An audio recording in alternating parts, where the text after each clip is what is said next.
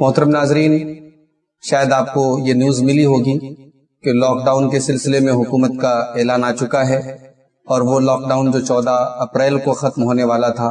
اب اس کی میعاد بڑھا دی گئی ہے اور 30 اپریل تک یہ لاک ڈاؤن بڑھ گیا ہے۔ محترم ناظرین، بیماری کے اپنے مسائل ہیں، بیماری کی وجہ سے جو لوگ مر رہے ہیں وہ اپنے آپ میں ایک بہت بڑی مصیبت اور پریشانی ہے، لیکن لاک ڈاؤن اپنے آپ میں خود ایک بہت بڑی مصیبت اور آزمائش کی چیز ہے۔ لوگوں کے کاروبار بند ہیں، تجارتیں بند ہیں، لوگ اپنے گھروں میں قید ہیں، بہت سارے لوگ دوا علاج کے لیے پریشان ہیں، بہت سارے لوگ کہیں پھنسے ہوئے ہیں، آمد و رفت کے ذرائع بند ہیں۔ محترم ناظرین، ایسے موقع پر ہماری اور آپ کی ایک ذمہ داری یہ بھی ہے کہ اب تک ہم نے اپنے کمزور اور اپنے غریب اور فقیر بھائیوں کی جس طریقے سے مدد کی ہے، اپنے صدقات و عطیات کے ذریعے، اپنی زکوٰۃ کے ذریعے، اس مدد کا سلسلہ ہمیں برقرار رکھنا ہے، کیونکہ آگے ماہ مبارک رمضان بھی شروع ہو رہا ہے، لاک ڈاؤن کے دوران ہی یہ مبارک مہینہ بھی شروع ہو جائے گا، اور ظاہر سی بات ہے اس بابرکت مہینے میں ہمارے کسی بھی بھائی کے گھر میں دقت ہو، پریشانی ہو، اسے سحری اور افطار میسر نہ ہو، یہ ہماری ایمانی غیرت ہرگز گوارا نہیں کرے گی۔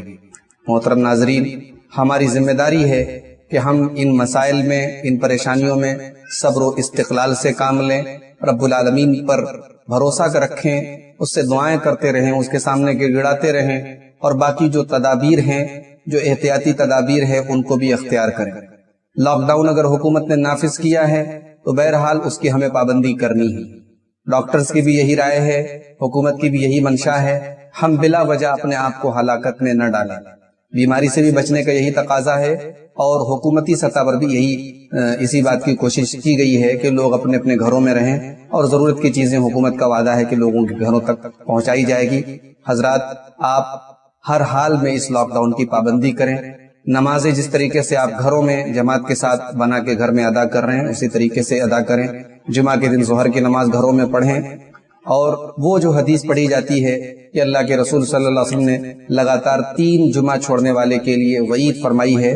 یقیناً وہ حدیث بالکل اپنی جگہ صحیح ہے، لیکن وہ حدیث موجودہ حالات پر منطبق نہیں ہوتی، وہ حدیث موجودہ حالات پر اپلائی نہیں ہوتی۔ موجودہ حالات ایمرجنسی کے حالات ہیں، پریشانی کے اور آزمائش کے حالات ہیں۔ شریعت نے ایسے موقع پر ہمیں رخصت دی ہے، لگاتار 3 کیا، لگاتار اگر 6 جمعہ بھی چھوٹ جائیں گے، انشاءاللہ ہمارے اجر و ثواب میں کوئی کمی نہیں آئے گی۔ شرط یہ ہے کہ ہم ظہر کی نماز اپنے گھروں میں جماعت سے پڑھتے رہیں، اور اللہ سے رو رو کے گڑ گڑا کے توبہ اور استغفار کریں، اور دعا کریں کہ اللہ تعالیٰ جلد سے جلد اس وبا سے ہم سب کو راحت عطا فرمائے، اور لاک ڈاؤن کی بھی مصیبت سے اللہ تعالیٰ ہم سب کو راحت عطا فرمائے۔ محترم ناظرین، میں امید کرتا ہوں کہ حکومت کی اور انتظامیہ کی ہم اس سلسلے میں مدد کریں گے، اور ہم اپنی طرف سے کوئی ایسی حرکت نہیں کریں گے جس سے ہماری قوم شرمندہ ہو، ہمارے ملک کا وقار گرے، یا ہم اور آپ پریشانی میں پڑیں۔